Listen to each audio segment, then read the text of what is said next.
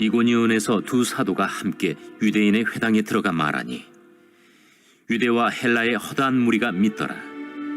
그러나 순종하지 아니하는 유대인들이 이방인들의 마음을 선동하여 형제들에게 악감을 품게 하거늘 두 사도가 오래 있어 주를 힘입어 담대히 말하니 주께서 그들의 손으로 표적과 기사를 행하게 하여 주사 자기 은혜의 말씀을 증언하시니 그 시내의 무리가 나뉘어 유대인을 따르는 자도 있고 두 사도를 따르는 자도 있는지라. 책에 나오는 수도사의 우화입니다. 일생을 금욕과 절제 속에 경건 생활을 했던 어느 수도사가 천국에 갔습니다. 천국 안에서 이렇게 말합니다. 밖에 누구냐? 이렇게 물을 때 수도사는 자기가 수도 생활을 너무 잘했기 때문에 자기를 알아볼 수 있을 것이라고 생각하고 이렇게 말했습니다. 제가 왔습니다 라고 대답을 했습니다. 그랬더니 안에서 누구라고? 너는 들어올 수 없다라는 대답이 들렸습니다. 매우 놀란 수도사가 지금까지 내가 수도 생활을 했는데 주님의 기준에 미달을 했기 때문인 줄 생각을 하고서 더 깊은 산속에 들어가서 더 열심히 수도 생활하다가 다시 천국 문 앞에 갔습니다. 다시 안에서 말합니다. 누구냐? 묻기에 이 수도사는 이렇게 대답합니다. 수도사가 왔습니다. 그랬더니 역시 이번에도 천국 문이 열리지가 않더라는 겁니다. 다시 제대로 돌아온 수도사가 곰곰이 생각한 끝에 그때서야 깨달은 게 있고 수도 생활에 대한 자신의 모든 생활을 정리하고 이제는 세상 속에 나가서 열심히 전도 생활을 해서 열매를 많이 맺었습니다. 세 번째 천국문 앞에 와서 그의 보고는 이렇게 말합니다. 전도자인 제가 왔습니다. 그렇게 대답을 했답니다. 그때 비로소 천국문이 열렸다는 우화입니다. 우리가 신구약 성경 66권 전체를 요약해서 단 한 절로 압축해서 표현하라면 어떤 말씀이냐면요. 요한복음 3장 16절 말씀입니다. 하나님이 세상을 이처럼 사랑하사 독생자를 주셨으니 이는 저를 믿는 자마다 멸망치 않고 영생을 얻게 하려 하심이니라. 이 말씀은요. 성경 속의 성경이라고 말합니다. 복음 중에 복음이라고 말합니다. 하나님이 세상을 이처럼 사랑하셨습니다. 자신의 독생자 예수 그리스도의 생명을 주시기까지 말이죠. 이처럼 하나님이 세상을 사랑하신 이유가 무엇일까? 세상 모든 사람이 멸망당하지 않고 영생을 얻기를 원하셨기 때문입니다. 하나님은 하나님의 형상대로 창조하신 우리 인간들을 참으로 귀하게 보시고 사랑하시기 때문에 그 영혼을 구원하시기를 원하셔서 독생자 예수 그리스도를 이 땅에 보내셨다는 것입니다. 그러므로 하나님의 자녀된 우리도 아버지 되신 하나님의 마음을 품은 자라면은 무엇보다도 영혼을 구령하는 일에 힘쓰는 성도가 되어야 될 줄로 믿습니다. 오늘 본문 말씀에도 보니까 구령의 능력을 경험했던 두 사람을 통해서 수많은 영혼이 구원받는 역사적인 사건이 기록된 이야기가 기록이 되어 있습니다. 아주 감동적인 이야기죠. 초대교회 구령의 능력을 경험했던 이 감동적인 이야기의 두 주인공은 바울이라는 사람과 바나바라는 사람입니다. 이 두 사람은 안디옥 교회에서 파송을 했던 선교사들이었습니다. 이들은 소아시아 여러 지역을 돌아다니면서 구령 사업에 헌신합니다. 최초로 교회에서 공식적으로 파송했던 선지자였죠. 이두 선교사였죠. 이 두 사람이 1차 선교 여행을 다니다가 간 곳이 어디냐면은 이고니온이라는 도시에 가게 됩니다. 이고니온은요, 소아시아에 있는 도시였는데 오늘날에는 터키에 있는 도시입니다. 터키의 고냐라는 도시가 있는데 바로 그것이 그 당시에 이고니온이었습니다. 지금으로부터 1900년 전에 약 1900년 전에 이 도시에서 어떤 일이 일어났는지를 보시기를 바랍니다. 오늘 본문의 말씀 보십시오. 1절 말씀입니다. 1절 말씀 우리 다 함께 읽겠습니다. 1900년 전에 꼬냐라는 도시에서 일어난 일을 기록한 말씀입니다. 다 함께 읽겠습니다. 이에 이고니온에서 두 사도가 함께 유대인의 회당에 들어가 말하니 유대와 헬라의 허다한 무리가 믿더라. 아멘. 여기에서 말하는 두 사도는 바울과 바나바를 지칭합니다. 이 두 사람이 이고니온에 갔을 때 회당에 들어가서 하나님의 말씀을 전했습니다. 그 결과 어떤 일이 일어나게 되었냐면요, 유대와 헬라의 허다한 무리가 믿었다고 말합니다. 수많은 사람이 예수님을 믿고 구원받는 역사가 일어나게 된 것이죠. 그곳에 모인 사람들 중에 유대인들뿐만 아니라 유대인이 아니었던 그 당시에 이방 사람이었던 헬라인들도 하나님 말씀을 듣고 믿는 사람들이 많이 일어나게 되었다는 것입니다. 허다한 무리가 믿더라. 바울과 바나바 이 두 사람의 전도로 인해서 수많은 영혼이 구원받는 역사가 일어났습니다. 이 두 사람이 이고니온에서 구령의 능력을 경험했던 것이죠. 많은 사람이 가서 전도한 것이 아니었습니다. 두 사람, 바울과 바나바, 바나바와 바울 이 두 사람이 구령의 능력을 경험하게 되었을 때 그 도시 안에 수많은 영혼이 믿는 역사가 일어나게 되었다는 것입니다. 우리도 2020년 한 해 동안도 바울과 바나바처럼 구령의 능력을 경험해서 우리가 가는 곳마다, 우리가 머무는 곳마다 이 시대의 이고니온이 되어서 그곳에서 허다한 무리가 믿는 역사가 일어나게 되기를 주님의 이름으로 축복합니다. 그러면 바울과 바나바 이 두 사람이 어떻게 구령의 능력을 경험하게 되었을까? 어떻게 구령의 능력을 경험하고 허다한 무리가 믿는 역사가 일어나게 되었을까? 이 두 사람이 구령의 능력을 경험할 수 있던 비결이 무엇일까? 오늘 본문은 우리에게 교훈하고 있습니다. 첫째로 구령의 능력을 경험하려면 포기하지 않고 지속적으로 전해야 합니다. 포기하지 않고 지속적으로 전할 때 구령의 능력을 경험할 수가 있다는 것이죠. 오늘 본문에 보시기 바랍니다.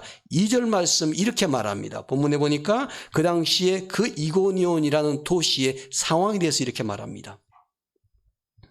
그러나 순종하지 아니한 유대인들이 이방인들의 마음을 선동해서 형제들에게 악감을 품게 하거늘 그렇게 말합니다. 그 당시의 상황입니다.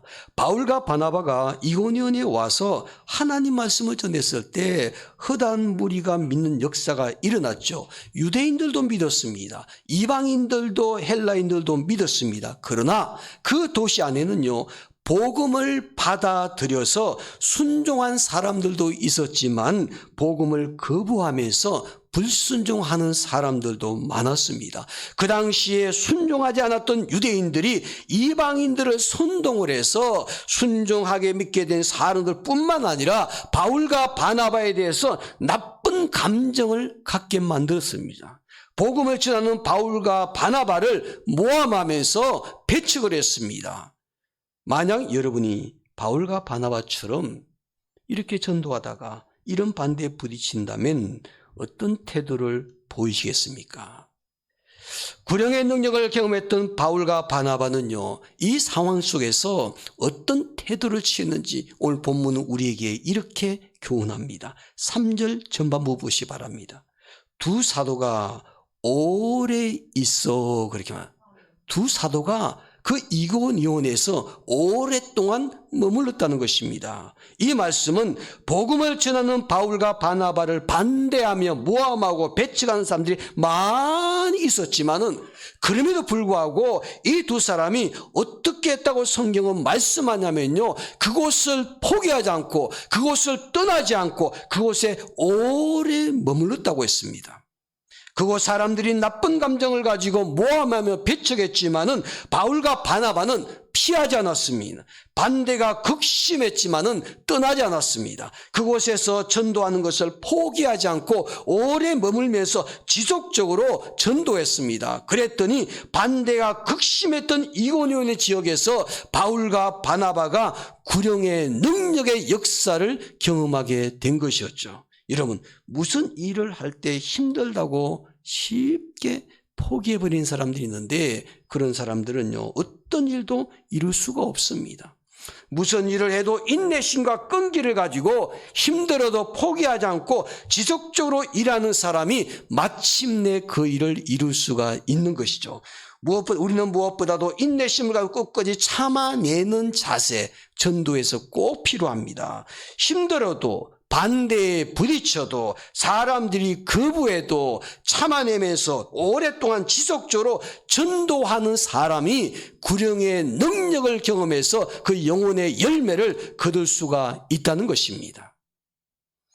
성도들 가운데 믿지 않는 가족들, 남편, 아내, 자녀 전도하다가 거부당하고 받아들이지 않고 오랜 시간이 흐른 가정들 많습니다. 그들이 거부해도, 그들이 반대해도, 그들이 무관심해도 그래도 해야 될 일이 무엇일까? 포기하지 않고 지속적으로 전해야만 합니다. 그럴 때 구령의 능력을 체험할 수가 있는 것이죠. 환자들을 만나는 의사의 가장 큰 기쁨과 보람은 무엇일까? 환자의 병을 고쳐주는 것 아닙니까? 의사의 보람과 의사의 가장 큰 기쁨은요, 환자의 병을 고쳐주는 것입니다. 병을 고쳐줄 때도 특별히 가장 큰 기쁨을 느끼면서 의사로서 자긍심을 갖게 만들어주는 경우는 어떤 경우일까요? 중병에 걸린 사람들. 아직 생명은 있지만은 살 가망성이 희박한 환자들, 아니면 거의 죽음의 문턱 앞에 가 있는 환자들, 이런 환자를 고쳐주었을 때 큰 기쁨이 있고 의사로서 자긍심을 갖게 되는 것이죠. 성경에 보니까 예수님을 믿지 않고 영원히 구원받지 못하는 사람들의 영적인 상태에 대해서 에베소서 2장 1절에서 이렇게 말씀하고 있죠. 죄와 허물로 죽은 상태를 했습니다. 죄와 허물로 죽은 상태, 죽을 뻔한 사람이 아니라, 죽음의 문턱 앞에 서 있는 사람이 아니라 이미 영적으로 죽은 사람이라고 말합니다. 죄와 허물로 죽은 사람의 영혼을 살리는 것, 바로 그것이 전도라는 것입니다. 전도는 죄와 허물로 죽은 영혼을 살려내는 일입니다. 그런데 만약 의사가 죽은 사람을 살려내는 것도 아닌데, 아직 생명이 붙어 있는데 그 환자를요, 치료하지 않고 포기해버린다면 어떻게 되겠습니까? 의사는 쉽게 포기하지 않습니다. 포기하지 않아야 합니다. 생명을 포기하지 않고 끝까지 살리려고 최선을 다하는 것, 그것이 바로 의사의 사명이요, 존재 이유이거든요. 영혼을 살리는 구령사역은 예수님이 이 땅에 오신 목적입니다. 예수님의 사명이셨습니다. 그 사명을 십자가의 죽음으로써 다 이루신 예수님께서 이제 우리에게 그 영혼 구령의 사명을 맡겨주셨습니다. 예수님께서 십자가의 죽음으로 다 이루신 그 영혼 구원의 사역을 우리에게 사명으로 부여해 주셨습니다. 마가복음 16장 15절에서 또 이르시되 너희는 온 천하에 다니면서 만민에게 복음을 전파하라. 사도행전 1장 8절에서 오직 성령이 너희에게 임하시면 너희가 권능을 받고 예루살렘과 온 유대와 사마리아와 땅끝까지 이르러서 내 증인이 되리라고 말씀하셨습니다. 죄와 허물로 죽은 영혼을 구령하는 사역은 예수님께서 우리에게 맡겨주신 사명이요 명령이기 때문에 그것이 힘들다고, 전해도 듣지 않는다고, 사람들이 나쁜 감정을 가지고 거부한다고 해서 포기해서는 안 되는 일이라는 것입니다. 전도하다가 열매가 없다고 쉽게 포기해버린 사람은요, 절대로 구령의 능력을 체험할 수가 없습니다. 소매상 협회의 조사에 의하면 판매원들이 물건을 판매할 때 어떻게 판매하는지라는 것을 통계를 내서 그 판매원들을 교육시키는 자료가 있습니다. 그 보면 이런 내용이 나와 있습니다. 약 48%가 손님에게 만나가지고 이 물건을 사세요라고 판촉을 합니다. 근데 48%는요, 손님들이 거부하면은 포기해버립니다. 48%는 한 번 요청했다가 거절하게 되면은 포기해버립니다. 두 번 건면했다가 포기하는 사람은 약 한 25% 정도 된다 그럽니다. 15%는 세 번 만에 포기한다 그럽니다. 이 말은 88%의 판매원이 한 번 내지 두 번, 세 번 정도 건면하고 거부당하면 판매를 포기한다는 거죠. 그럼 반대로 12%만이 끈질기게 사람을 만나서 지속적으로 판매 전략을 펴니다. 이들은 전체에서 12%가요, 끝까지 포기하지 않고 계속해서 권하게 되는데 이들은 전체 판매량의 80%를 차지한다고 합니다. 그러니까 끝까지 포기하지 않고 도전하는 사람이 80%의 매상을 다 올리고 있더라는 것이죠. 무슨 일이든지 쉽게 포기하지 않고 인내심을 가지고 끝까지 하는 사람이 큰 일을 이룰 수가 있는 것이죠. 여러분, 무슨 일을 할 때 힘들다고 쉽게 포기해버린 사람은요, 어떤 일도 이룰 수가 없습니다. 특히 구령사역은 더 그렇습니다. 여러분 가운데 한 번 전했는데 나오신 분들은요, 정말 축복받은 사람입니다. 제가 보니까 우리 교회에서 전도해가지고 나오신 분들이 보니까 바로 나오신 분 거의 없어요. 몇 년, 심지어는 수십 년 걸린 분도 계세요. 포기해버린 것이 아니라 포기하지 않고 끝까지 지속적으로 전하게 될 때 구령의 능력을 경험할 수가 있더라는 것입니다. 바울과 바나바가 이고니온이라는 지역에서 구령의 역사를 경험하게 되었는데, 허다한 무리가 믿는 역사가 일어나게 되었던 것은 반대자가 있어도 나쁜 감정을 가지고 그들을 모함하고 욕해도 떠나지 않고 지속적으로 그곳에서 구령사역을 했기 때문에 그곳에서 그 능력을 경험할 수가 있었던 것이죠. 둘째로, 구령의 능력을 경험하려면 하나님의 능력으로 전해야만 합니다. 오늘 본문의 말씀 볼까요? 3절 말씀 보시기 바랍니다. 3절 제가 읽겠습니다. 두 사도가 오래 있어 주를 힘입어 담대히 말하니 주께서 그들의 손으로 표적과 기사를 행하게 하여 주사. 그렇게 말합니다. 바울과 바나바가 이고니온에서 영혼을 구원하려고 했을 때 놀라운 일들이 일어나게 되었죠. 그들의 손에 의해서 표적과 기사가 일어나게 되었죠. 그러면 바울과 바나바가 그렇게 어떻게 그런 역사를 보여주게 되었을까? 다시 3절 말씀을 보시기 바랍니다. 두 사도가 오래 있어 무엇을 힘입어 담대히 말하니? 주를 힘입어 담대히 말하니. 주를 힘입어 담대히 말하니. 이 말씀에 주목하시기를 바랍니다. 구령의 능력을 경험하며 허다한 무리를 믿게 만드는 바울과 바나바의 영혼 구원의 비결을 보여주는 핵심 단어가 3절 말씀에 다 들어가 있습니다. 그 3절 말씀을 우리가 묵상하게 되면요, 우리 삶 속에 적용하게 되면요, 우리는 구령의 능력을 경험할 수가 있는 것이죠. 첫 번째 단어는 오래 있어입니다. 오래 있어. 두 번째 핵심 단어는 주를 힘입었습니다. 주를 힘입었어. 주를 힘입어 담대히 말했다고 했습니다. 여기서 주를 힘입었단 말은 하나님의 능력을 힘입고 말씀을 전했다는 것이죠. 그랬더니 그곳에 표적과 기사가 일어났고 큰 은혜가 임했다는 것입니다. 그런데 본문에 보면 표적과 기사를 누가 행했다고 말합니까? 바울과 바나바입니까? 아닙니다. 주께서 그들의 손으로 행하게 하셨다고 말씀하고 있죠. 주어는 바울과 바나바가 아니라는 것입니다. 바울과 바나바가 기적과 표적을 행했지만은 실제로는 주어가 바울과 바나바가 아니고 주어는 하나님이십니다. 하나님께서 바울과 바나바의 손으로 표적과 기사를 행하신 것이죠. 이것은 바울과 바나바의 능력이 아니라 하나님의 능력이라는 것을 말씀하고 있습니다. 구령의 능력을 경험하며 허다한 무리를 믿게 만든 역사가 일어난 것은 바울과 바나바의 능력이 아니라 하나님의 능력이었다는 것입니다. 영혼을 구원할 때 자기의 능력이 아니라 하나님의 능력으로 담대하게 전하는 사람이 구령의 능력을 경험하며 전도의 열매를 맺게 되는 줄로 믿습니다.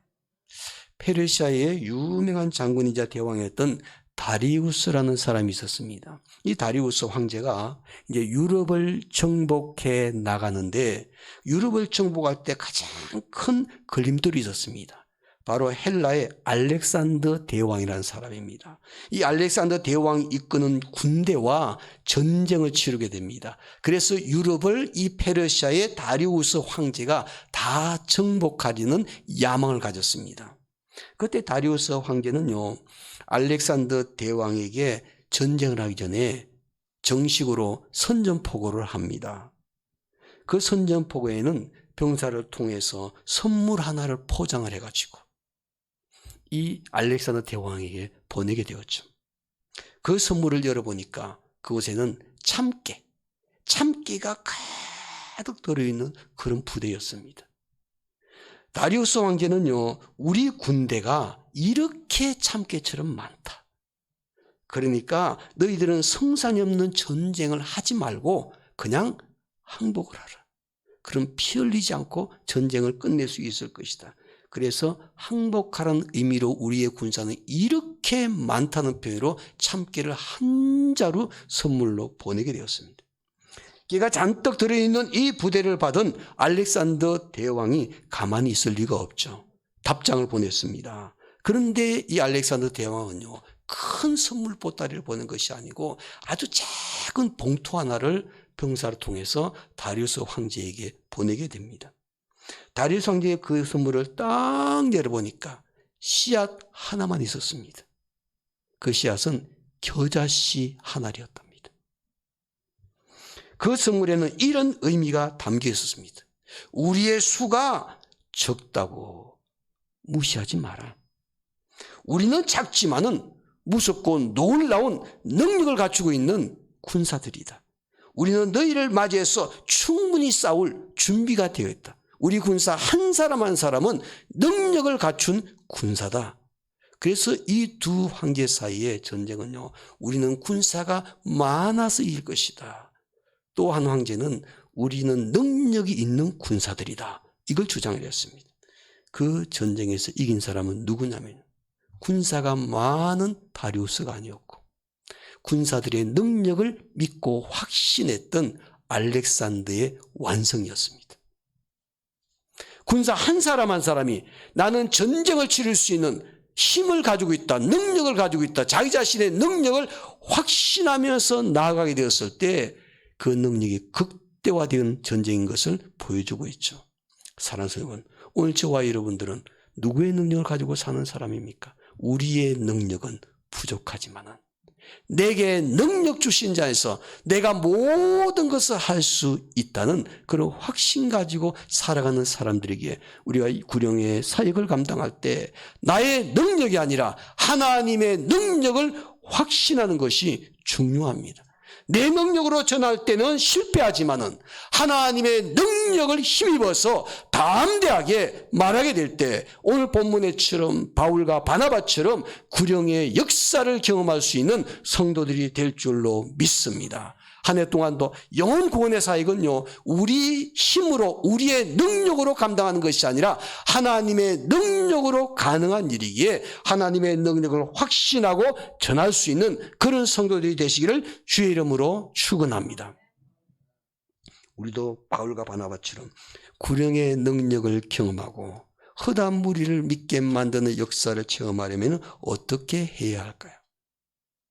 첫째는 거부해도 포기하지 않고 지속적으로 전하는 것입니다. 둘째로는 하나님의 능력을 확신하는 것입니다. 그리고 셋째로 구령의 능력을 경험하려면요, 오직 하나님 말씀을 전해야 합니다. 하나님 말씀을 전하는 것이 구령의 능력을 경험할 수 있는 비결입니다.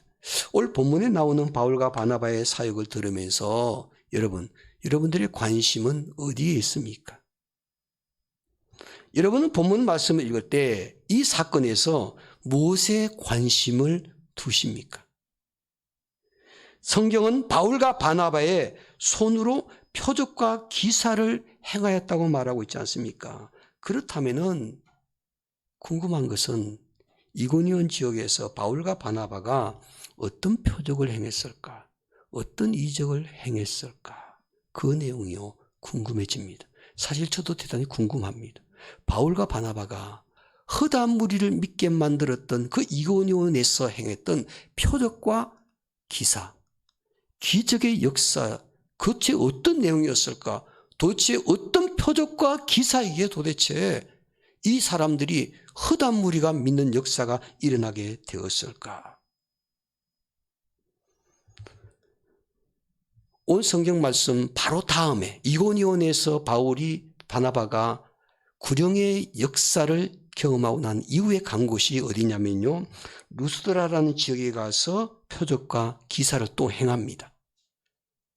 근데 연이어서 루스드라라는 지역에 가서 표적과 기사를 행할 때 보면요, 나면서부터 한 번도 걸어보지 못했던 그 안전뱅이를 고쳐주는 기적이 기록이 되어 있습니다. 그러니까 바울과 바나바가 이 루스드라라는 지역에서는 표적과 기사를 행했는데 그 내용이 무엇인지를 정확하게 성경은 기록해두고 있습니다. 그러나 이고니온에서는 주께서 표적과 기사를 행하게 해주셨다고 말씀은 하고 있는데 그 내용이요, 성경에는 기록되어 있지는 않습니다. 궁금하면은 항상 우리가 물어봐야 될 곳이 있죠. 천국에 가서 물어보시면 됩니다. 바울과 바나바에게. 도대체 이고니온이라는 도시에서 어떤 표적과 기사를 행하셨기에 허다한 무리가 믿는 역사가 일어났습니까? 그 내용을 알고 싶으면 천국에서 물어보면 되는 것이죠. 그런데 하나님께서요, 성경에 기록하지 않게 하신 이유가 있지 않겠습니까? 바울과 바나바가 행한 표적과 기사가 중요한 것이 아니기 때문에, 만약에 바울과 바나바가 그 이고니온에서 전했던 그 표적과 기사가 대단히 중요한 사실이라면 하나님은 성경에 기록하고 우리로 하여금 그것을 잊지 말게 했을 것입니다. 그런데 하나님은 그 사건을 기록해 주지를 않았습니다. 그것보다도 더 중요한 것이 있다는 것입니다. 더 중요한 것이 있기 때문에 표적과 기사 내용보다는 그 중요한 것을 주목하라는 것입니다. 표적과 기사보다 더 중요한 건 도대체 무엇이었을까? 바울과 바나바가 행한 표적과 기사보다도 더 주목해야 할 것은 무엇이었을까?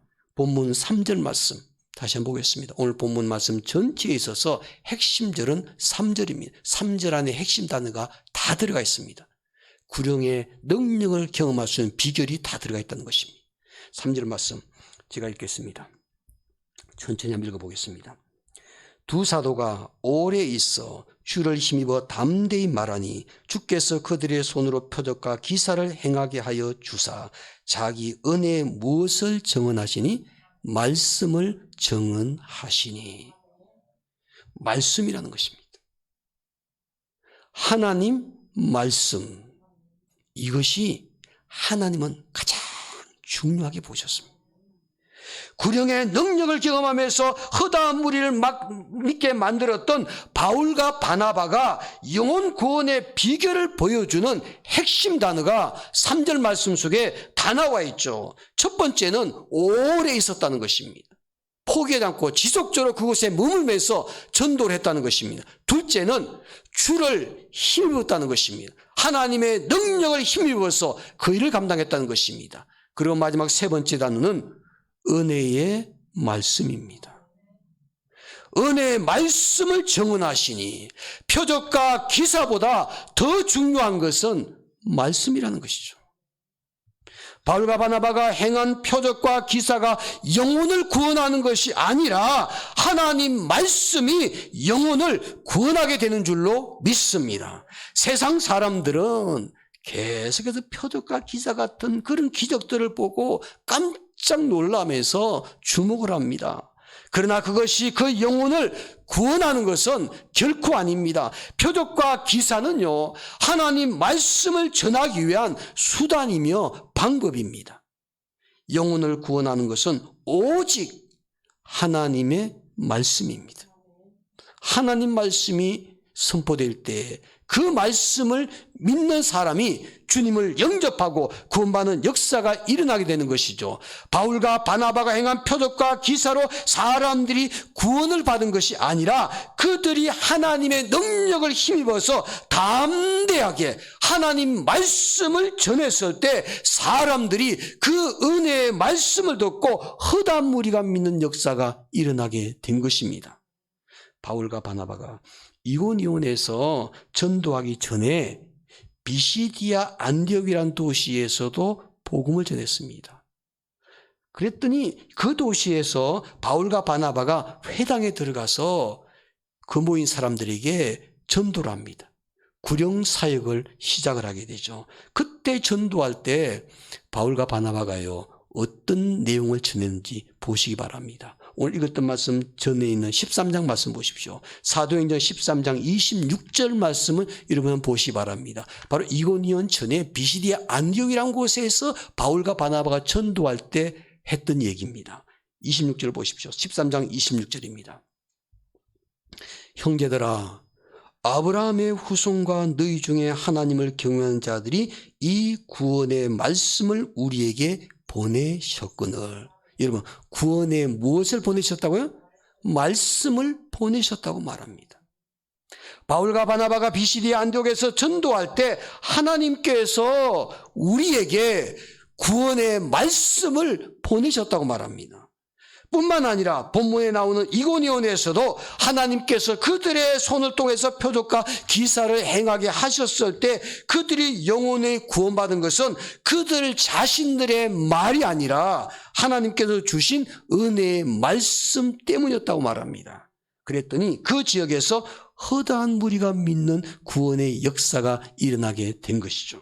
여러분, 구원의 말씀, 은혜의 말씀, 오직 하나님 말씀을 전했을 때 우리도 바울과 바나바처럼 구령의 능력을 체험하게 되는 줄로 믿습니다. 구령의 능력을 경험하기를 원하는 사람들, 이런 하나님의 놀라운 역사를 경험하기를 원하는데 우리의 입술을 통해서 오직 하나님 말씀이 전해질 때 듣는 사람들이 큰 은혜를 받고 마음이 감동되어서 예수님을 영접하고 구원받는 역사가 일어나게 되더라는 것입니다. 오늘 본문에 나타난 바울과 바나바처럼 말이죠. 우리가 구령의 능력을 경험하려면 우리가 전하는 것은 세상 사람들의 말이 아니라 우리의 말이 아니라 하나님 말씀, 성경 말씀이 되어야 되는 줄로 믿습니다. 성경 말씀이 그 영혼을 구원하는 가장 강력한 도구가 되기 때문입니다. 그래서 바울과 바나바가 구령의 능력을 경험하게 될 때 그들은 오직 표적과 기사를 정한 것이 아니고 은혜의 말씀을 정언했습니다. 말씀이 그 영혼을 구원하게 되는 줄로 믿습니다. 한국 기독교회사를 보면요, 인천에 최초의 한국인이 전도한 이야기가 나옵니다. 인천은 항구였지 않습니까? 그 항구에 배를 타고 드나들면서 최초로 한국인 전도자가 탄생합니다.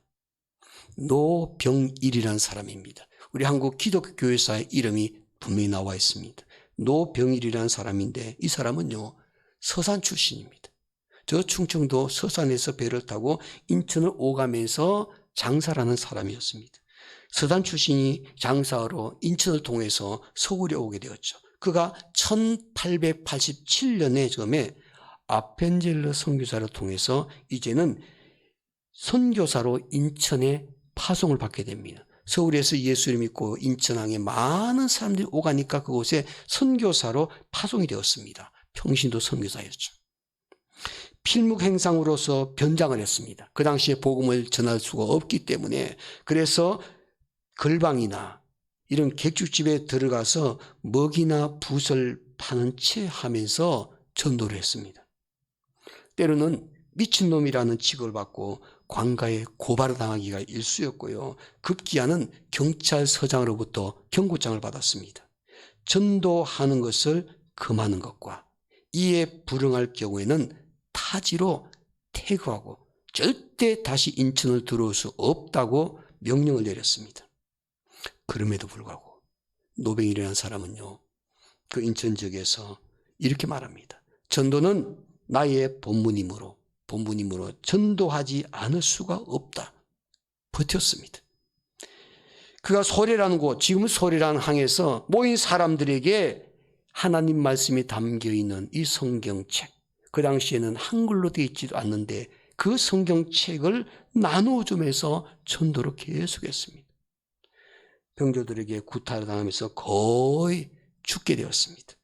이렇게 그는 그의 주변의 질시와 관청의 탄압에도 불구하고 포기하지 않고 그곳에서요 6년 동안을 복음을 전했습니다. 그가 전한 것은 딱 하나입니다. 성경책으로 하나님 말씀을 전했습니다. 오늘날에는 성경이 너무 험했기 때문에 성경의 내용도 많은 사람들이 알고 있지만 그 당시에 성경을 보지도 못했고 성경의 내용을 이해할 수도 없었는데 그분은 오직 하나님 말씀을 들고 그들에게 나눠주고 전했습니다. 열매가 없었습니다.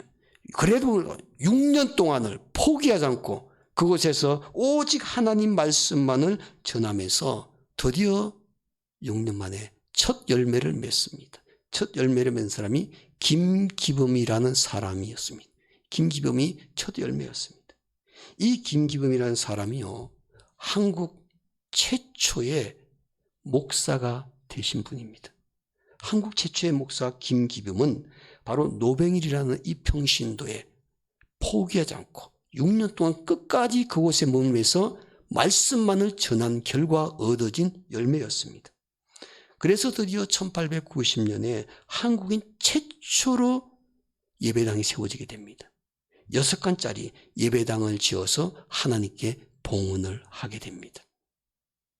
이런 기독교 역사 속에 놀라운 역사가 일어나게 된 것은 노병일이라는 신도 한 사람이 열매가 당장 없어도 포기하지 않고 그곳에 머물며 끝까지 오직 하나님 말씀만을 전했을 때 하나님은 놀라운 역사를 보여주신 것이죠.